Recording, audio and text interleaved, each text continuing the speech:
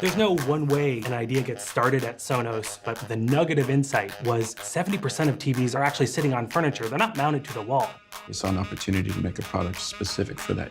I mean, we looked at a lot of different design directions. All of them felt forced to not just arrive where you're underneath the TV set. How are we going to invent sound to fit into this very thin form factor? And then we asked for creative solutions from the acoustics team. What we actually discovered, It's very flat, but there's a lot of volume to work with. we had to figure out a way to put a woofer in a flat orientation. Way to move all the airflow that woofer generates. We needed a port that is longer than the product itself. The S port. The Dr. Seuss horn. The snorkel, The snake. Mr. Snuffleupagus. We actually have to create 50 different versions of the S port. We do a lot of building and testing because stuff can work in theory, but may not work in practice.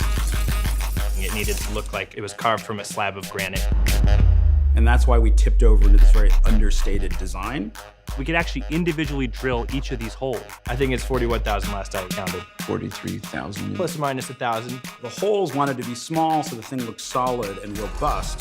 Except if you put a grid of holes in front of that subwoofer. It would make a chuffing noise. Funny sounds like swoop, shoop, beep. But we needed bigger holes on the side to accommodate this airflow problem. They're not just acoustic speakers, they're also mini computers. The fine-tuning is really the challenge. It's always, how can we make it better? For manufacturing partners, probably say we are the most difficult customers because We tend to compromise as little as possible.